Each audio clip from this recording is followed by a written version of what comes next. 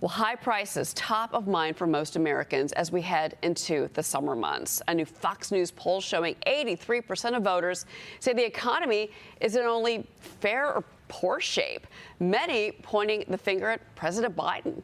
That same poll finding 65% disapprove of his handling of the economy.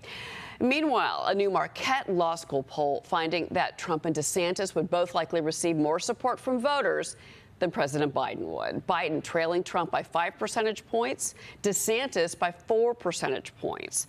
Joining me now is Wall Street Journal Mail Street columnist, former chief speechwriter to President George W. Bush, and somebody I'm a big fan of, Bill McGurn. Good morning. Thank you. So great to see you in studio, Good to be sir. Here. Yeah. So talk to us about your initial reactions. Obviously, the economy is top of mind. These poll numbers show it is about pocketbook issues. It is, and it shows kind of a lack of curiosity among the press. I mean, these are really terrible numbers for a president to have heading into an election, especially a president who I think on foreign affairs has some catastrophes to a name like Afghanistan, and I think whose demeanor, mental capacities are being questioned. So I think there's an incredible weakness that is not being discussed. Yeah, well, I mean, if you look at the newest entry to the race, and that's this week, this is, of course, Florida Governor Ron DeSantis. He raked in $8.2 million in his first 24 hours since he launched his bid. That is a lot of money. That does beat the record for President Biden, which he set during his 2019 campaign launch. But this is obviously getting attacks from GOP challengers, Nikki Haley, Vivek Ramaswamy, Asa Hutchinson. They're all taking shots at the Florida governor, and especially Donald Trump taking shots at the former governor. And he's even put ads out on the airway already before DeSantis even declared. Yeah, that shows his power. That people are afraid of him because they're attacking him all the time. The press relentless criticism of DeSantis is really something to behold. Just uniformly hostile. People writing him off before he even got into the race.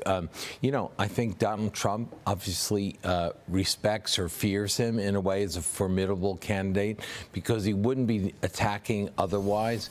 And also, President Trump doesn't want to appear in the debates with the other candidates. I think Donald Trump knows how to handle a press, even a hostile press. He turns it around, you know, like the CNN town hall. He definitely turned the tables on them. But I don't think he's as prepared for Republican candidates. It's not going to be like 2016. One by one, they came up and he mowed them down. She was just with Nikki Haley. So right. Yeah, and I can say her space was full. She does not have the same chaos in her campaign that DeSantis had in his launch. So I have two questions. You know, we're seeing, unlike with the debt ceiling fight when Obama was in office, voters are pretty squarely putting this blame on Joe Biden, right? 47% of voters polled say that Biden is to blame. Only 43% say the GOP is to blame. And now we have the majority wanting either to not raise the debt ceiling at all or to raise it with those stringent spending cuts.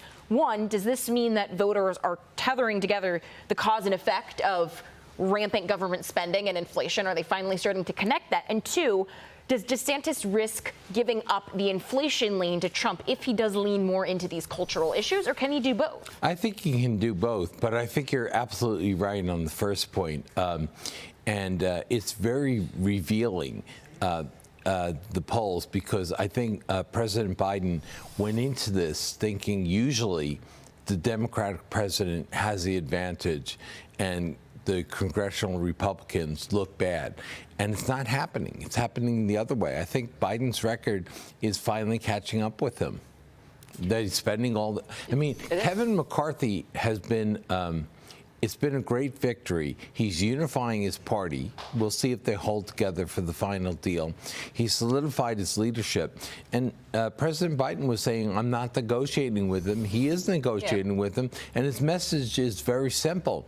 We're spending too much money. And we got to stop. And I think the American people understand that. And it's hardly radical. What the as is, if you just did a clean debt ceiling increase, it would add $19 trillion to the national debt. They can't. But now he's negotiating. Yeah. But really quick, Bill, I do want to give a shout out to your new Wall Street Journal column. It's titled "Who's Extreme on Abortion?" And you write, quote, Republicans need to make the point that Democrats favor no restrictions whatsoever. I mean, yeah, this is tell me about hard this column. This is a because very the hot topic. press is uniformly in the mode. Republicans are the extremists and so forth. And if they play defense on the issue, constantly on the defensive about how many weeks they would draw the line at, what exceptions.